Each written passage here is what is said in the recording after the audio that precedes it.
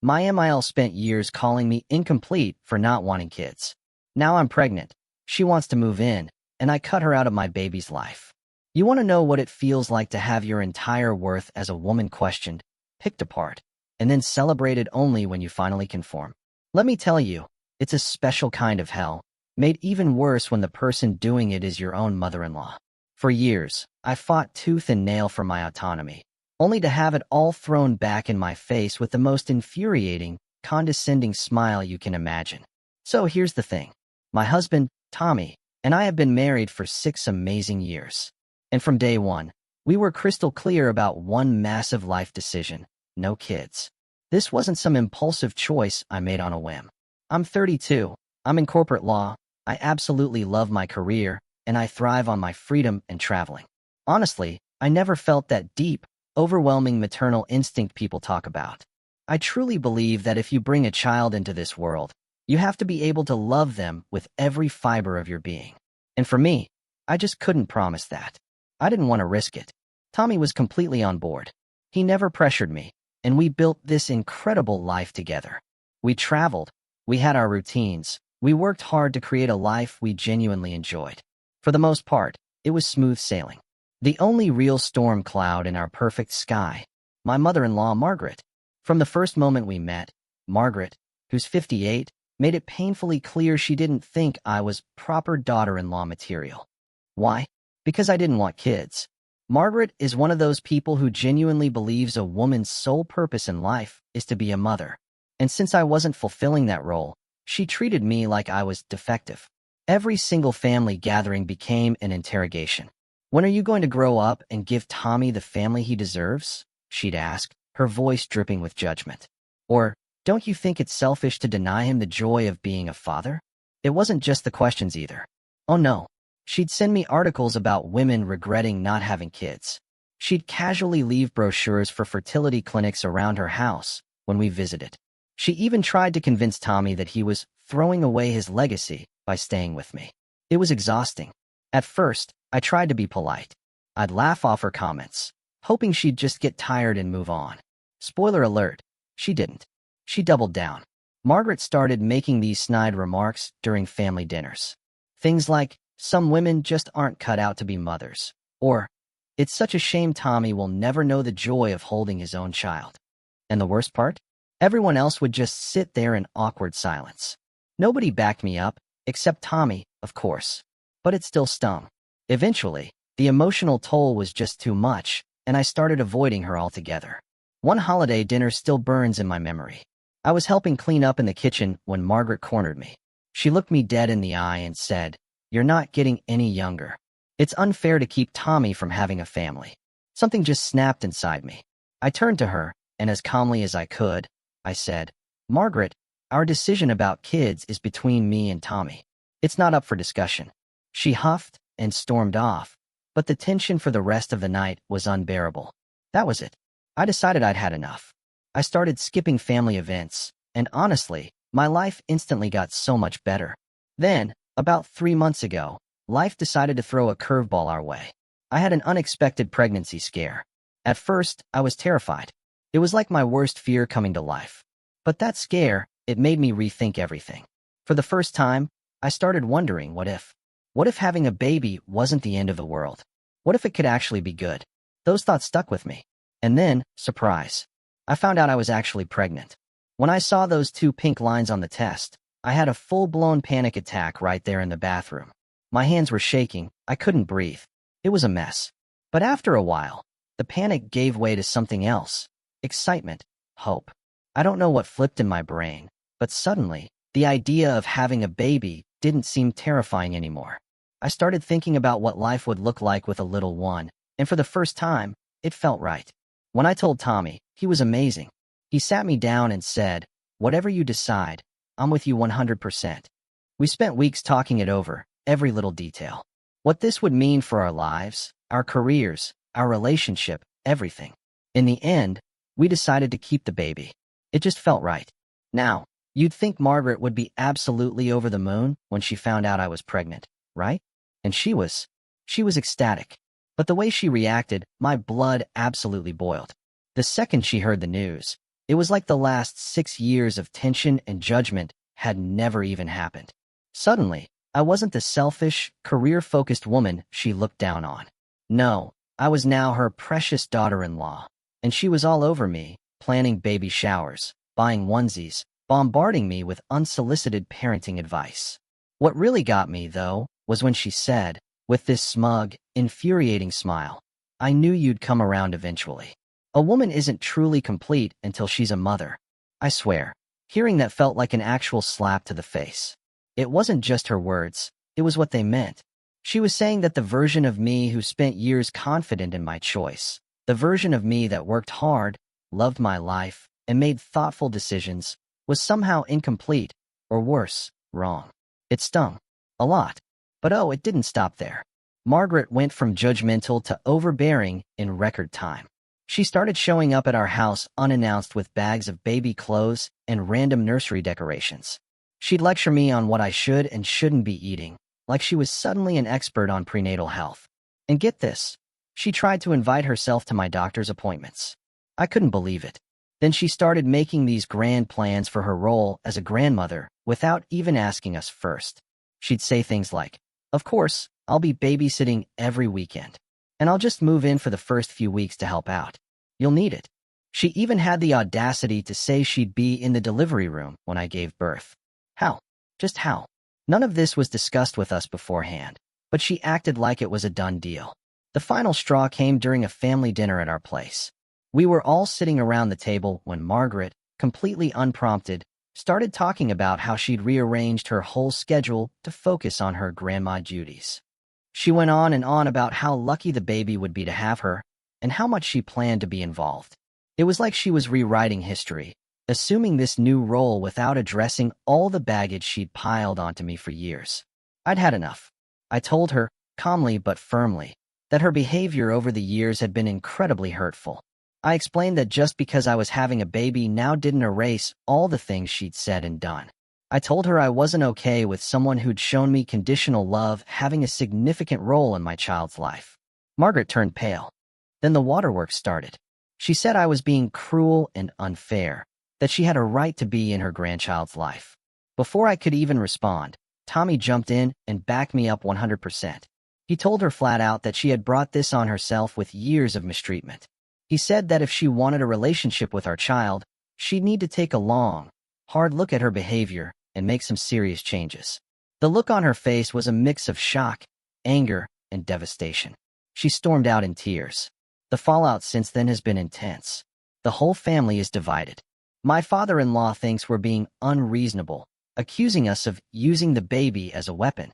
Tommy's sister totally gets where we're coming from and has been incredibly supportive, but his brother is siding with Margaret, saying we're being too harsh. Even my own parents have mixed feelings.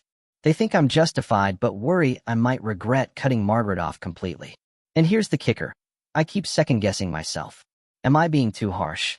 Should I give her another chance now that she's trying to make amends? But then I think about all those years of snide comments, the judgment, the way she treated me like I wasn't good enough until I conformed to her idea of what a woman should be. And I get angry all over again. The bottom line is, I don't want my child growing up around someone who bases their love and approval on whether people follow their rules for life. I want better for my baby. But at the same time, I don't want to make a decision I might regret later. I'm stuck in this endless loop of doubt and frustration, and I honestly don't know what the right move is. Update 1. Facebook meltdown. Ugh. Things have only gotten messier. Margaret took her frustrations to Facebook, of course. She wrote this long, passive-aggressive rant about ungrateful daughters-in-law and how some people never appreciate when you try to guide them onto the right path.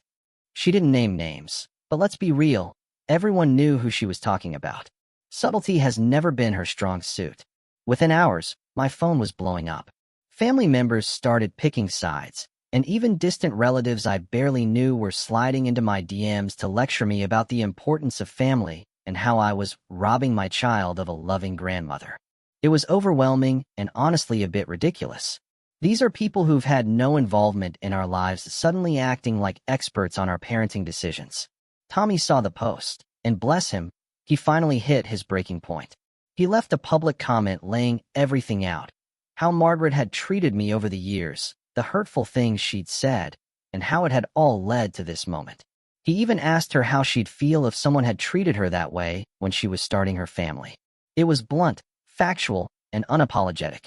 Within a few hours, the post was deleted, but not before it caused a family-wide meltdown in the group chat. What followed was less of a conversation and more of a full-on reality TV show. Everyone was chiming in, some defending Margaret, others siding with us. It turned into this huge, heated debate with people dredging up old family drama that had nothing to do with the situation. One surprising silver lining: Tommy's sister reached out privately and shared some of her own experiences with Margaret. Apparently, this controlling behavior is nothing new. When Tommy's sister had her first baby, Margaret was just as overbearing. She'd show up unannounced, criticize her parenting choices, and try to override her decisions. For example, she'd feed her kids sugary snacks after being explicitly told not to, saying, "Grandma's rules are different." She even tried to convince her to change her child's name because she thought it didn't sound dignified. Hearing all of this was oddly validating. It made me feel like we're not overreacting by setting firm boundaries now, before the baby is even here. In the days after the Facebook meltdown, Margaret tried her version of damage control. She called Tommy, crying about how she felt betrayed and unappreciated. She claimed she'd only ever been trying to help and accused us of being cruel by excluding her. Tommy kept his cool and calmly reiterated our boundaries.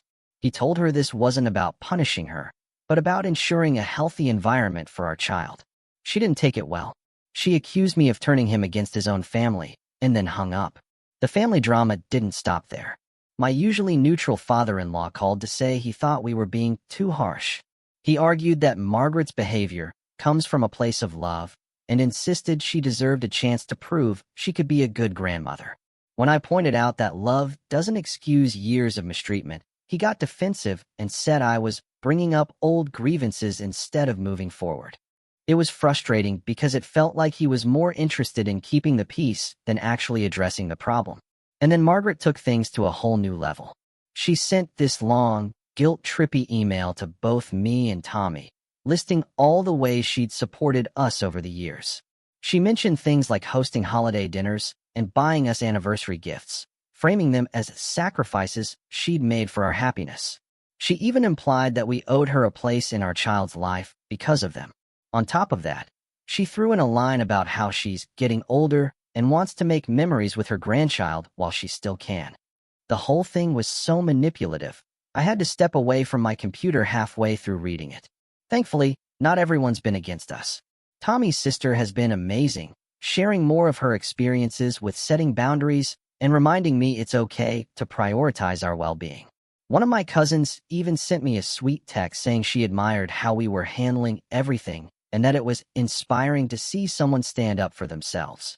Those little moments of support have meant so much. Tommy and I have started talking about how to communicate our boundaries more clearly to the rest of the family. He suggested drafting a group message that lays out our expectations and explains why we've made these decisions. I'm hesitant because I don't want to come off as defensive or overly formal, but it might be the only way to get everyone on the same page. Right now, every conversation feels like a game of telephone, and our intentions keep getting twisted along the way. Lately, I've been reflecting a lot on what kind of environment I want to create for our child. Growing up, my family wasn't perfect, but my parents always emphasized respect. They taught me that love without respect isn't really love, and that's something I want to pass on to my baby. Letting Margaret play a big role in their life without addressing her behavior feels like sending the wrong message. This isn't about holding a grudge. It's about setting a standard for how we expect to be treated as a family.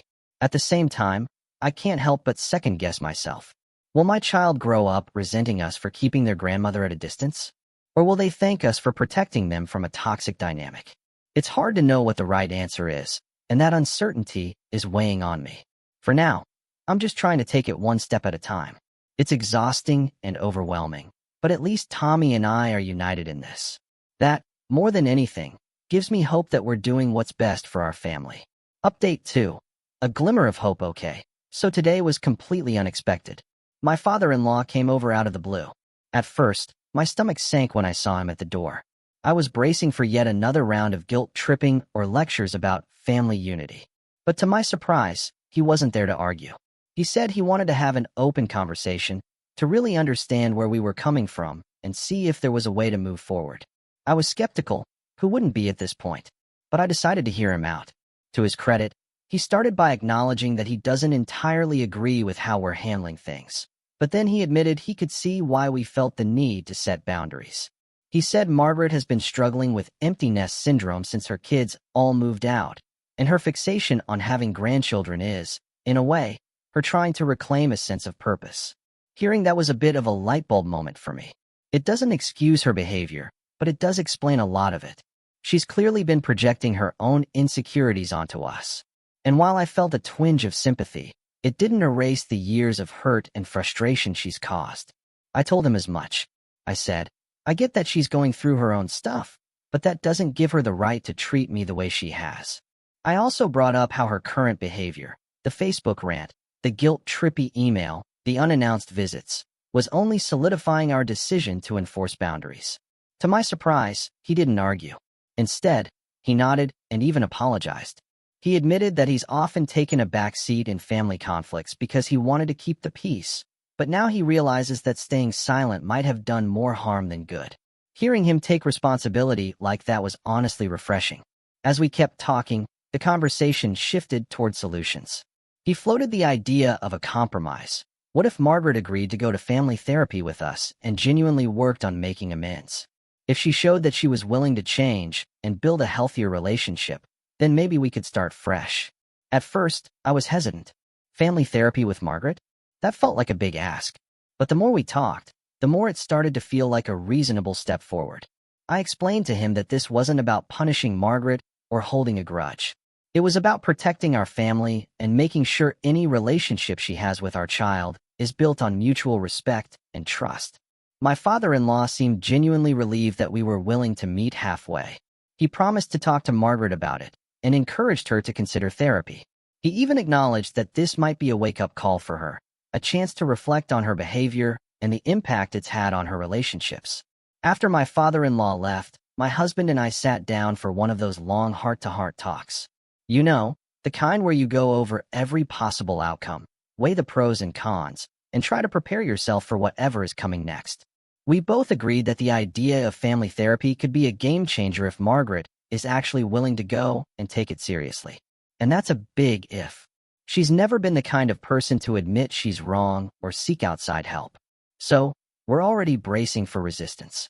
Still, just having a plan, even a tentative one, feels like a step in the right direction.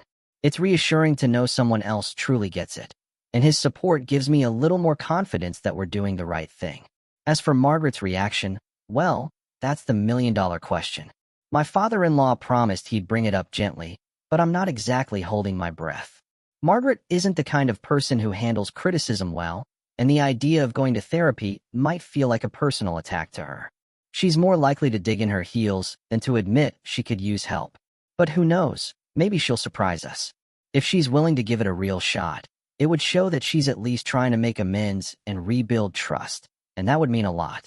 In the meantime, the rest of the family drama is still simmering in the background. A few distant relatives are still chiming in with their unsolicited opinions. Honestly, I've started tuning them out. These are people who barely know us or our situation, yet they feel entitled to weigh in. It's exhausting, but I'm learning to let go of the need to explain myself to people who aren't interested in hearing our side of the story. Right now, it feels like we're standing at a crossroads. Part of me is hopeful that this could be the beginning of real change, a chance to move forward as a family. But another part of me is bracing for more conflict, especially if Margaret refuses therapy or uses it as another opportunity to play the victim. Either way, I know we're doing what's best for us and our baby, and that's what matters most. This whole journey has been a crash course in resilience and setting boundaries.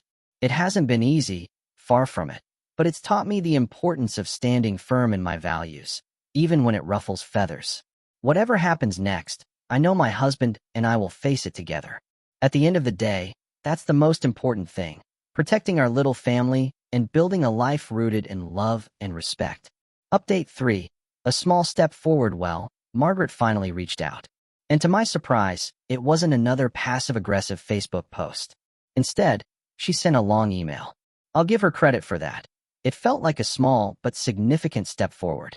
The email was a mixed bag, part genuine reflection, part subtle guilt trip, but I'll admit, it showed more self-awareness than I've ever seen from her.